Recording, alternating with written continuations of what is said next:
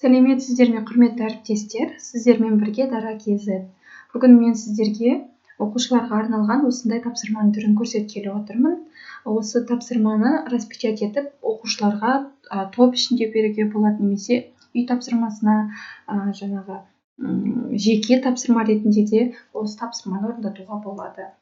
Мысалы, көріп тұрғандарыңыздай осы сөйлем айналып тұр, осы сөйлемді дұрыс оқу қажет. Туған жер адам өмірінде киелі орын алады.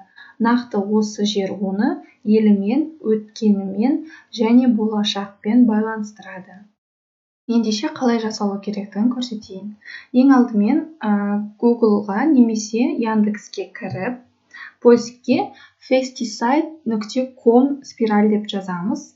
Найти дегенді басамыз. Міне ең бірінші сіздерге осы сайт шығады. Спираль pesticide. Кіреміз. Кірген кезде сіздерге барлық ағылшын тілінде берілген. Осы ағылшын тілін сіздер өздеріңіз орыс тіліне өзгертіп ала аласыздар. Ол үшін мышканы оң жағын басасыздар да, перевести на русский дейсіздер. Сонда барлығы өзгертіледі. Міне. Енді сіздер тапсырманы дайындау үшін мына жерде, міне, осы жерге сіздер сөйлемдеріңізді жазасыздар. Мен жаңағы сөйлемді жазып қойғанмын. Мысалы, оның орнына басқа бір текст жазамыз.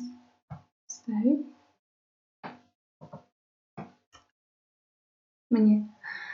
Скачать как образ, образ немесе документ для печати. Уже шығаратын болсаңыздар, егер дәл қазір шығаратын болсаңыздар, документ для печати дегенді басасыздар. Осыны басқан кезде сіздерге параметр шығады. Круг, яғни дөңгелек болып тұрады, яйцо ол жұмыртқа тәріздес болып тұрады. Мұнда шрифттар көрер, былай өзгертуге болады, немесе осылай қалдыруға болады.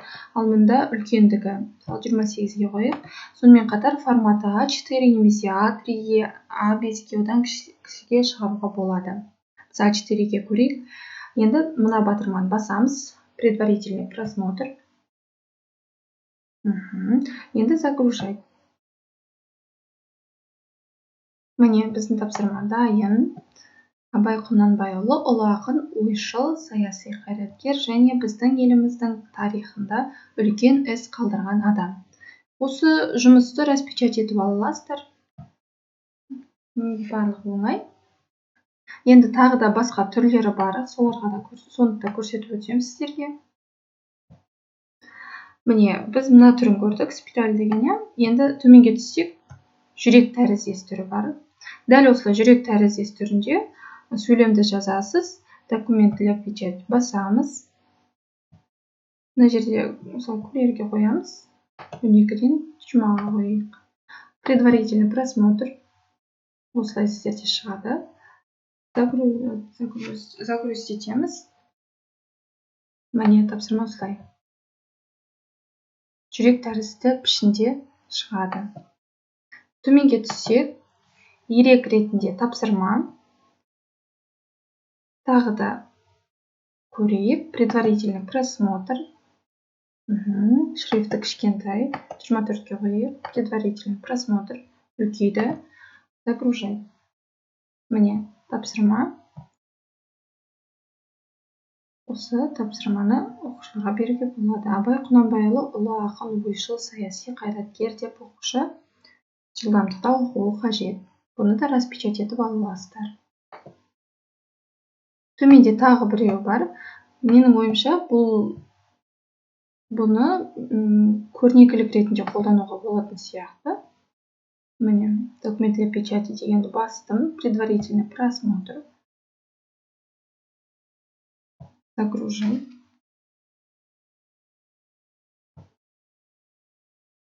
Міне. Бұл жерге тек сөйлем жазбай, мысалы, тақырыбыңызды жазуыңызға болады. Көрнекілік ретінде қолдануға болатын сияқты. Тапсырма ретінде мүлдем түсініксіз болып қалады. Міне осындай түрлері бар. Сонымен қатар жоғарыда лабиринт деген бар екен.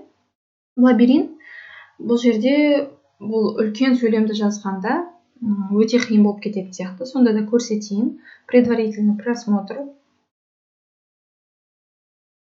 12 кішкентай 24-ке қояйын.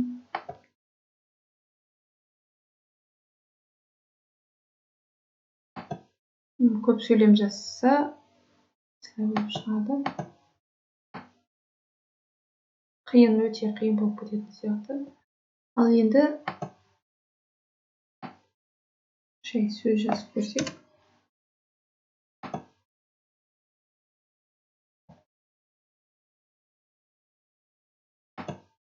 Міне енді осы жерден табуға болады. Абай Құнанбайұлы. Осылай да сөз ретінде, сөз тіркесі ретінде тапсырма беруге болады. Сонымен қатар мұнда ребус бар екен, бірақ ағылшын мұғалімдеріне арналған, английский тілде бар, яғни қазақ, орыс тілдерінде жоқ. Егер ағылшын пәнінен сабақ беретін болсаңыз, осы ребусты қолдануыңызға мүмкіндік бар. Ал мұнда жанында деньги, карточная игра, олардың маған ешқандай пайдасы болмады. Мүмкін сіздерге пайдасы тиер, көрулеріңізге болады. Мына ақшаның ішіне сурет қоюға болады екен. Карточная играда мына жерге сурет қоюға, бұның бізге қатысы жоқ сияқты. Міне әріптестер, осы сайтқа кіріп, өздеріңіз түрлі тапсырмалар құрастырып берулеріңізге болады. Оқушыларға қызығырақ болатын сияқты карточка ретінде де орындатуға болады. Назарларыңызға рахмет, барлықтарыңызға сәттілік тілеймін.